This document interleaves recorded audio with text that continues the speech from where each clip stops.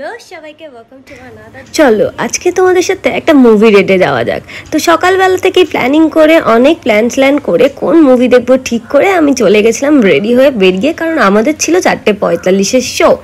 তো বাইরে এতটাই গরম ছিল কি বলবো, আর এদিকে তো আমাকে যিনি পিক করতে আসবেন তার তো সময় আর হয় না, নয় রেলগেটের জ্যামে ফাঁসছে নয় কোথাও ফাঁসছে।